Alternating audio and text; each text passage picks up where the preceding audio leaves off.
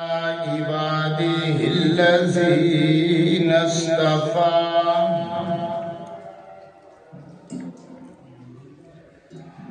خصوصا على سيد الرسل وخاتم الأنبياء أما بعد فأعوذ بالله من الشيطان الرجيم بسم الله الرحمن الرحيم سبحان الذي أسرى بعبده ليلا من المسجد الحرام إلى المسجد الأقصى الذي باركنا حوله لنريه من آياتنا إنه هو السميع البصير صدق الله العظيم وصدق رسوله النبي الكريم الأمين والصلاة والسلام على سيد الرسل وخاتم النبيين وعلى آله وأصحابه أجمعين. درود پاک اللهم صل على محمد وعلى آل محمد كما صليت على إبراهيم وعلى آل إبراهيم إنك حميد مجيد. اللهم بارك على محمد وعلى آل محمد كما باركت على إبراهيم وعلى آل إبراهيم إنك حميد مجيد. گرامی قدر سامعین کرام، جدید سائنس جن کائناتی سچائیوں سے آج پردہ اٹھا رہی ہے، اس سے اسلام اور پیغمبر اسلام کی حقانیت، سچائی، تعلیمات اور معجزات کا، جس سے اسلام اور پیغمبر اسلام اور ان کی تعلیمات اور معجزات کی تصدیق ہو رہی ہے. اور آج کا سائنسدان قرآن کی حقانیت، سچائی اور پیغمبر کی رسالت اور اس کی حقانیت اور سچائی ثابت ہو رہی ہے. آج کا سائنسدان یہ ماننے پر مجبور ہے کہ پیغمبر اسلام بھی سچے تھے، ان کا دین بھی سچا ہے، ان کے معجزات بھی حقیقت پر مبنی ہیں. عہد رسالت میں رسول اللہ صلی اللہ علیہ وسلم کے دور میں جو معجزات ظہور پذیر ہوئی، اس وقت شاید ان کی حقیقت ابدی اور لافانی حقیقتوں کے متعلق کسی نے سوچا بھی نہ ہو. مگر آج سائنس اس اعتراف پر مجبور ہو گئی ہے کہ وہ معجزات ایسے معجزات تھے کہ جس نے آج کی سائنس کو بھی مفلوج کر کے رکھ دیا ہے. 14 صدیاں گزرنے کے بعد اب ان میں غور و فکر کیا جا رہا ہے. صحابہ کرام رضوان اللہ اجمعین، ان کے ایمان مثالی تھے. وہ خلاف عادات واقعات کو دیکھ کر حیران نہیں ہوتے تھے. چاند 2 ٹکڑے ہو گیا ان کی آنکھوں کے سامنے، حیران نہیں ہوئے. سورج پلٹ آیا، وہ حیران نہیں ہوئے. حضور کی انگلیوں سے پانی کے چشمے جاری ہو گئے، وہ حیران نہیں ہوئے. حضور علیہ السلام کے ساتھ جانور، درندے، پرندے باتیں کرتے تھے، وہ حیران نہیں ہوتے تھے. 1400 صحابہ کرام نے ایک برتن سے پانی پی لیا، پانی ختم نہیں ہوا، وہ حیران نہیں ہوتے تھے. اکاشا کے ہاتھ میں حضور نے چھڑی پکڑائی، وہ جا کر تلوار بن گئی۔ صحابہ حیران نہیں ہوتے تھے۔ کیوں نہیں حیران ہوتے تھے؟ اس لیے کہ ان کا ایمان اس درجے کا تھا، ان کا ایمان اس لیول پر تھا کہ وہ ہر قسم کے شک اور شبہ سے بالا تر تھے، وہ ہر قسم کے تشکیک کے غبار سے باہر نکلے ہوئے تھے۔ رسول اللہ صلی اللہ علیہ وسلم کی بات پر ان کو یقین اتنا تھا، اس لیے وہ حیران نہیں ہوتے تھے۔ صحابہ تو حیران نہیں ہوتے تھے، وہ تو اسی طرح مان لیتے تھے۔ تو گرامی قدر سامعین، میں عرض یہ کر رہا تھا کہ صحابہ کرام ان کا تو ایمان اس درجے کا تھا کہ وہ تو ایمان کی لذتوں سے معمور ہو چکے تھے، تذبذب کا شکار ہی نہیں ہوتے تھے، شک و شبہ سے بالا تر ان کا ایمان تھا، اس لیے ان کے سینے یقین محکم کی دولت سے معمور تھے۔ مگر عہد رسالت کا مسلمان اور آج کا جدید مسلمان اور عہد جدید کا مسلمان تشکیک کی راہوں میں گم ہے، اور اسے معجزات نبوی اور کمالات نبوت سے بخوبی آگاہ کرنے کے لیے، اسے سمجھانے کے لیے جدید سائنس کے تناظر میں اس سے بات کرنا ضروری ہے، تاکہ آج کا نوجوان جو سائنس کی بھول بھلیوں میں کمپلیکیٹڈ کا شکار ہے، اپنے دین کو صحیح طور پر نہیں سمجھ رہا، اور بیشتر لوگ ایسے ہیں جدید تعلیم کے شیدائی یا جدید تعلیم کے حامل، بیشتر لوگ ایسے ہیں کہ جو حقیقی اسلام کی تعلیم سے نابلد، ان کو کوئی پتہ نہیں۔ ہاں، وہ جن کو گھر میں ماحول ایسا ملا ہو دین کا، ان کی بات ہو، کتابیں شروع سے ملی ہوں ایسی پڑھنے کو، سیرت النبی کی کتابیں، تفاسیر، گھر میں کوئی دین اسلام کو سمجھنے والا، ہاں، یا ان کے قریب جو مدرسہ یا مسجد ہے، وہاں کے عالم کو اس میں رنگ، تو پھر تو وہ دین اسلام کو فالو کرتا ہے،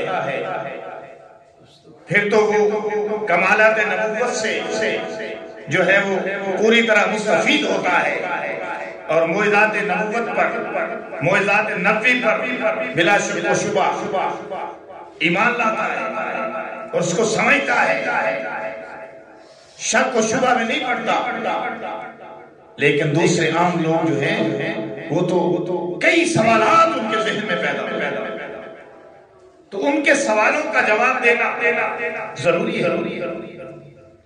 اس طرح جدید تعلیم یافتہ سائنس کے دیوانے نوجوان، ان کے ایمان کو بچایا جا سکتا ہے کہ اگر ان کے سامنے صحیح دلائل رکھے جائیں قرآن حدیث اور عظمت مصطفیٰ سے انہیں روشناس کرایا جا سکتا ہے۔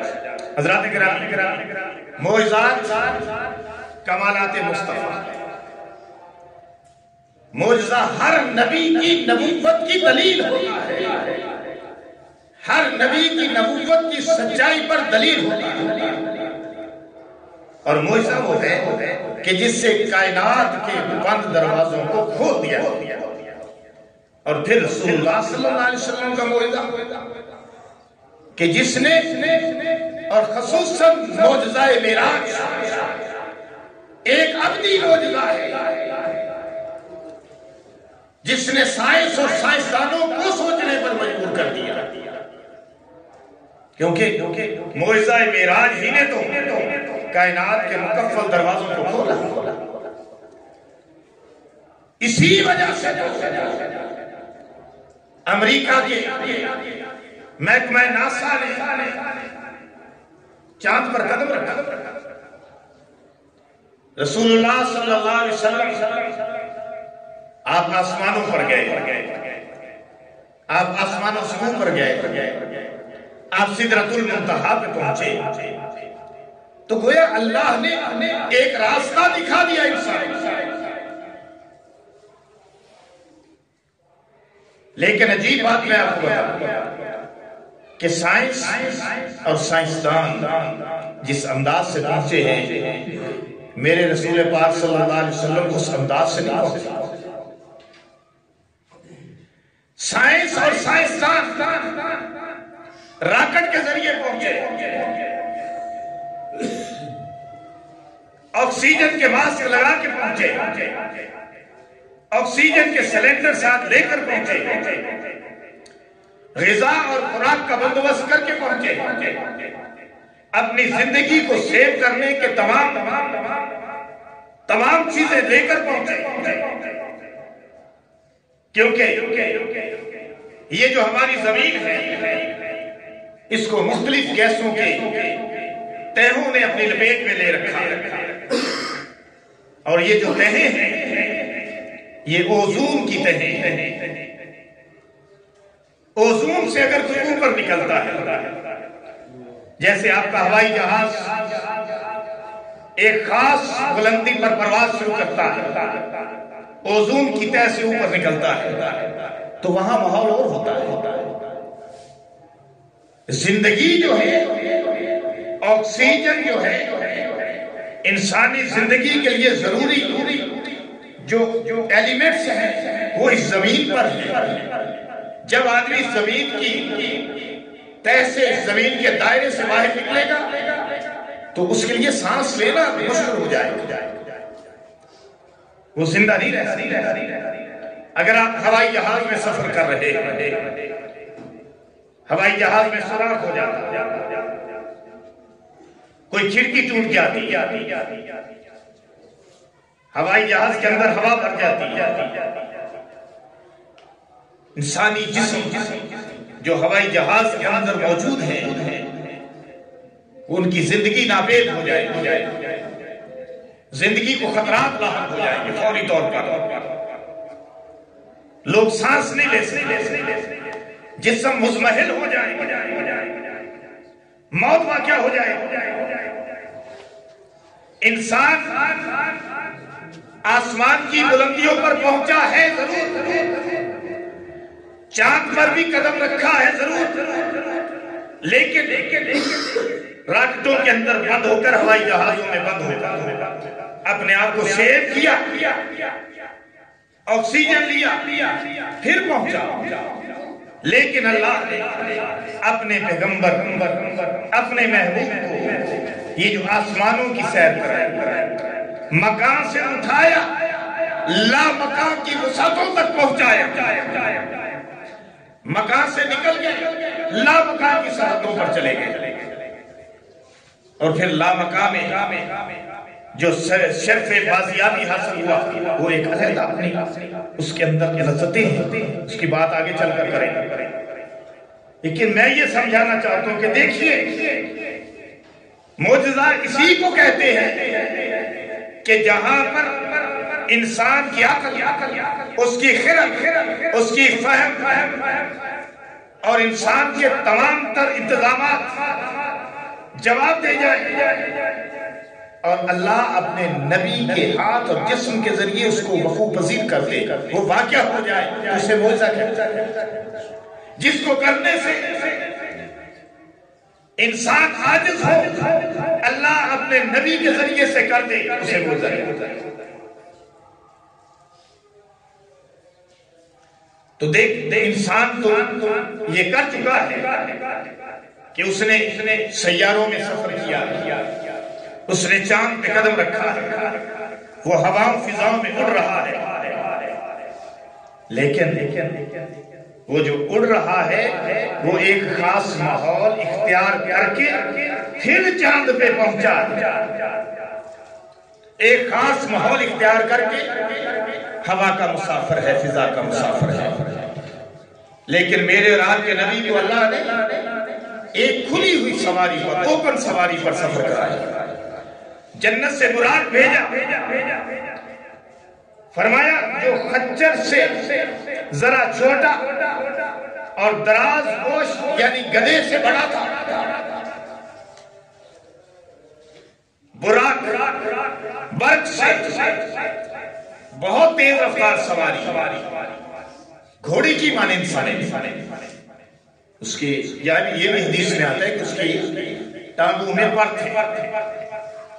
حضرت جبریل علیہ السلام نے وہ سواری جنت سے لا کر رسول اللہ صلی اللہ علیہ وسلم کی خدمت میں پیش کی، اور آپ جب اس پر سوار ہونے لگے تو براق نے ذرا شوخی دکھائی۔ جبریل نے کہا کیوں شوخی کر رہا ہے؟ تجھے پتا نہیں کہ تجھ پر امام الانبیاء سوار ہونے لگے؟ ٹھہر جا۔ براق ٹھہر گیا۔ یہ بھی آتا ہے کہ اس کے پسینے چھوٹ گئے۔ اس نے کہا زبان حال سے کہ میں اس لیے شوخی نہیں کر رہا تھا کہ مجھ پر کیوں سوار، میں تو اپنی خوشی پہ ناز کر رہا تھا کہ اللہ کا محبوب آج مجھ پر سوار ہو رہا ہے۔ اس سواری کو لوگوں نے یاد رکھا کہ جس پر رسول اللہ سوار ہوئے اور آسمانوں کے مسافر بنے، اس سواری کو کبھی بھول گئے جو ہجرت کی رات جس سواری پر رسول اللہ صلی اللہ علیہ وسلم سوار ہو کر رات تک۔ ہم تو اس سواری کو بھی نہیں بھولتے کہ جس پر رسول اللہ سوار ہوئے، اور اس سواری کو بھی نہیں بھولتے جو امام حسن حسین کی سواری بنا کر رہا تھے، اور وہ دو جہانوں کے سردار محمد عربی صلی اللہ علیہ وسلم۔ حقیقی اور حقیقت کی باتوں کو یاد رکھنا چاہیے۔ تو میں یہ کر رہا تھا کہ یہ معجزہ ہے کہ پیغمبر کو اللہ نے اوپن ایئر سفر کرایا، انوائرمنٹ جیسا بھی ہو اس سے کوئی غرض نہیں۔ حالانکہ یہ اوزون کی تہ سے اگر ہم نکل جائیں، اوپر پرواز کر جائیں، تو پھر ہماری روح ہی پرواز کر جائے گی۔ اور دوسری ایک اور بات بھی ذہن میں رکھیں کہ یہ خواب کا واقعہ نہیں ہے، یہ حقیقت پر مبنی واقعہ۔ اگر یہ خواب کا واقعہ ہوتا تو عجیب نہ ہوتا۔ خواب میں تو میں اور آپ بھی کہاں کی سیریں کر لیتے ہیں۔ اگر خواب کا واقعہ ہوتا کفار شک و شبہ پیدا نہ کرتے، ابو لہب ابو جہل اس پر آواز نہ اٹھاتا۔ اگر یہ خواب کا واقعہ ہوتا ابو بکر کو تصدیق کرنے کے لیے نہ آنا پڑتا۔ اگر یہ خواب کا واقعہ ہوتا اللہ پوری شبد و مد کے ساتھ قرآن میں اس کا تذکرہ فرما کرتا، کیونکہ خواب تو خواب ہوتا، لیکن یہ خواب نہیں، یہ حقیقت تھی کہ اللہ نے اپنے پیغمبر کے لیے جنت سے سواری بھیجی، جبریل کو بھیجا۔ جبریل عام عادت سے ہٹ کر چھت کو کھول کر آپ کے پاس تشریف لائے۔ آپ سونے اور جاگنے کی درمیانی کیفیت میں تھے۔ حدیث میں یاد آتا ہے کہ بڑے ادب کے ساتھ حضرت جبریل نے آپ کو جگایا، بیدار کیا، لیکن آپ نے کروٹ بدلی، سو گئے، پھر کروٹ بدلی، پھر سو گئے، پھر جگانے کی کوشش کی، پھر کروٹ بدلی۔ آخر جبریل علیہ السلام نے آپ کے پاؤں کی تلیوں کے ساتھ اپنے نورانی پروں کو ملا۔ جب آہستہ آہستہ جو ہے اپنے تلووں کے ساتھ، حضور کے تلووں کے ساتھ اپنے نورانی پروں کو ملا ہے، تو حضور صلی اللہ علیہ وسلم اٹھ کر بیٹھ گئے۔ حضرت جبریل نے فرمایا آپ کا رب آپ کو سلام کہتا ہے اور آج کی رات آپ کو لامکان کا مہمان بنانا چاہتا ہے۔ حضور پاک اٹھ کے بیٹھ گئے۔ حضرت جبریل علیہ السلام نے آپ کا سینہ چاک کیا، سینے سے لے کر ناف تک آپ کا سینہ چاک ہوا، آپ کا دل نکالا گیا، دل کے اندر انوارات اور برکات بھری گئی۔ آپ نے جو سفر کرنا تھا نا، دیکھیں میں نے پہلے ہوائی جہاز کے ساتھ راکٹ کے ساتھ مثال دی کہ وہ معجزہ نہیں، وہ انسان کی ایجاد ہے، کمال ہے انسان کا کہ ہواؤں میں اڑ رہا ہے لیکن اپنے آپ کو سیو کر کے اڑ رہا ہے۔ حضور علیہ السلام جب براق پر گئے ہیں کوئی آکسیجن نہیں لگا، کوئی زیادہ راہ بھی ساتھ نہیں دیا، لیکن دل کا آپریشن اللہ نے کیا کہ آپ جب مکان کی وسعتوں سے، مکان کی حدود سے جب لا مکان کی وسعتوں میں داخل ہوں گے، سمجھ رہے، مکان کی حدود سے جب لا مکان کی وسعتوں میں داخل ہوں گے تو پھر وہاں ایک خاص ماحول کی ضرورت ہوگی جب آپ اپنے رب سے ملاقات کریں گے. اس لیے سینہ چاک کیا کہ آپ کو وہ حوصلے و ہمت فراہم کر دی جائے اور آپ کے دل کو پہلے اس کے لیے تیار کر دیا. تو جبریل علیہ السلام نے آپ کے دل کا آپریشن کیا. اس کا معنی ہے کہ یہ دل کے آپریشن کرنے والے تو ڈاکٹر آج آئے. حضرت جبریل علیہ السلام نے تو بہت پہلے آپ صلی اللہ علیہ وسلم کے دل کا آپریشن کر کے ہارٹ سرجری کر کے یہ کمال دکھا دیا اور پیغام دے دیا دنیا کو کہ آگے چل کر یہ ہارٹ سرجری ہوگی.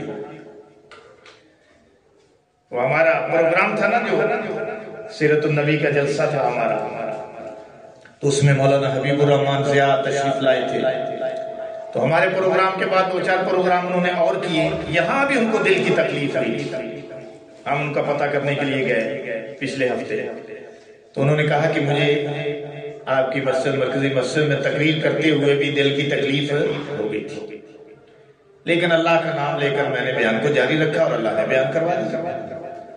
اس کے بعد باقاعدگی سے شروع ہوئی تکلیف. 2-4 بیان اور کیے تو ہارٹ کا پرابلم سامنے آ گیا. پہلے پتہ ہی نہیں چل رہا تھا, پہلے سمجھے سے معدے کی تکلیف ہے. تو ڈاکٹر ہسپتال میں پھر ان کو ایڈمٹ کرا دیا گیا. وہاں ان کا پھر ہارٹ سرجری, دل کا آپریشن ہوا. ماشاءاللہ ٹھیک ہیں اور جمعہ پڑھانے لگ پڑے ہیں. ان کا چک جو ہے 48 چک ہے, بہت بڑا چک ہے چیچا ودنی کے سائڈ پہ, اور بہت بڑی مسجد ہے جہاں وہ خطیب ہیں. گاؤں کی مسجد ہے لیکن بہت بڑا گاؤں, پورا بازار ہے. اس طرح کمیر کا پہلے نہیں ہوتا تھا پرانے زمانے میں, یہ بازار نہیں ہوتا تھا, یہ والا بازار. اس طرح کا بڑا خوبصورت بازار ہے اور بڑی خوبصورت ڈبل سٹوری مسجد. اللہ انہیں زندگی عطا فرمائے. تو ابتدا تو جبریل نے کی, ہارٹ سرجری کی, اور حضور کا 3-4 مرتبہ دل کا آپریشن ہوا. پہلا آپریشن جب آپ بی بی حلیمہ کے پاس تھے اس وقت, اور دوسرا آپریشن جب آپ نے جوانی کی سرحدوں میں قدم رکھا تھا اس وقت, اور یہ معراج پر جب اللہ نے بلایا ہے, سیاح لامقام بنایا ہے, تو تیسرا آپریشن ہوا. تو بہرحال حضور علیہ السلام کو جبریل نے فرمایا چلیے سواری حاضر ہے. آپ براق پر سوار ہوئے. اس کی رفتار اتنی تھی کہ جہاں اس کی نگاہ جاتی تھی وہاں اس کا قدم جاتا تھا. یعنی ہوائی جہاز سے زیادہ روشنی کی مقدار میں آپ نے سفر کیا, لائٹ کی مقدار میں. اور وہ میں پہلے بیان کر چکا کہ اوپن سفر کیا, جبکہ اوپن سفر انسانوں سے لامحال آج بھی نہیں ہوتی. آکسیجن کے ماسک پہن کے سلنڈر ساتھ لے کر بھی اڑ جائے تو نہیں کر سکتے. وہ انسان کا ماحول ہی نہیں.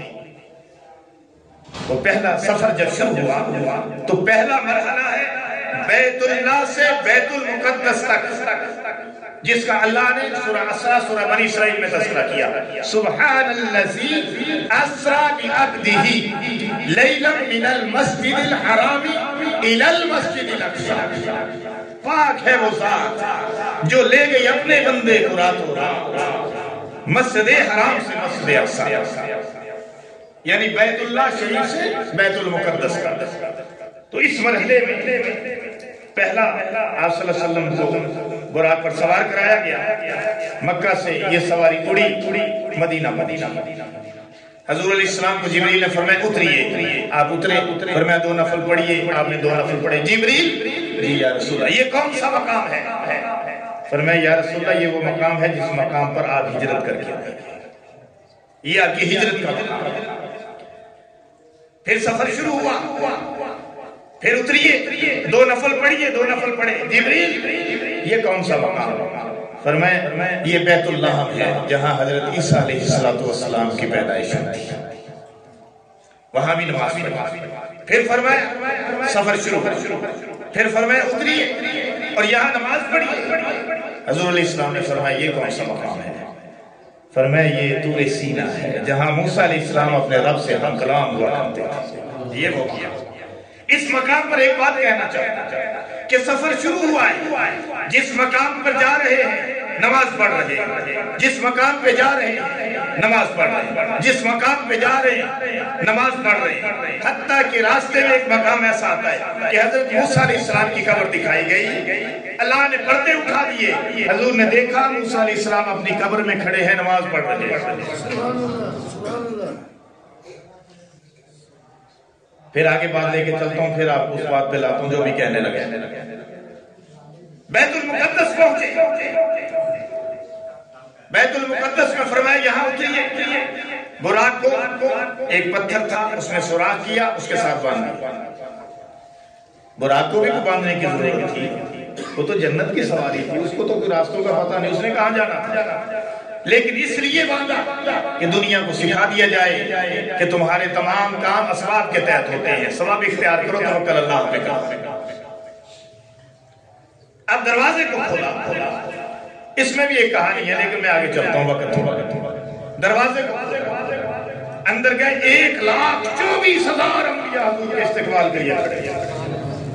ہم تو میلاد کراتے چینی پہ لکھ لیتے ہیں حضور کا نام اور کہتے ہیں حضور آ گئے، حضور آگے اٹھ کر کھڑے ہو جاؤ، حضور آ گئے۔ ایسے حضور کو اگر بلانا ہے 1,24,000 انبیاء کو استقبال کے لیے لانا، بڑا نقطہ ہے۔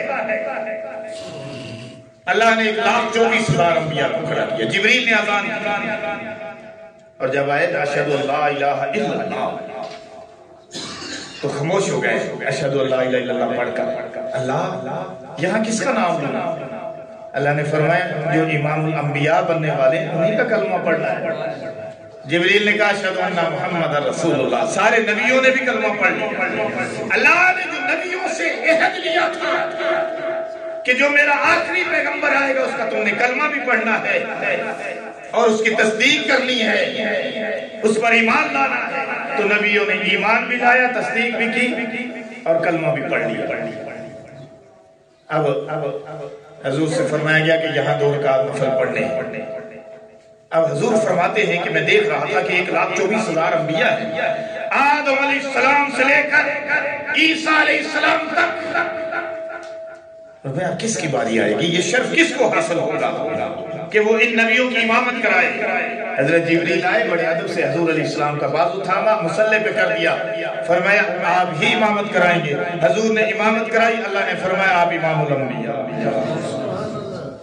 صلی اللہ علیہ وسلم۔ یہاں تک بیت اللہ سے بیت المقدس تک یہ معراج کا پہلا مرحلہ، بیت المقدس سے سدرۃ المنتہا تک یہ دوسرا مرحلہ، سدرۃ المنتہا سے لامکان تک، ثم دنا فتدلی فکان قاب قوسین او ادنی فاوحی الی عبدہ ما اوحی، یہ تیسرا مرحلہ۔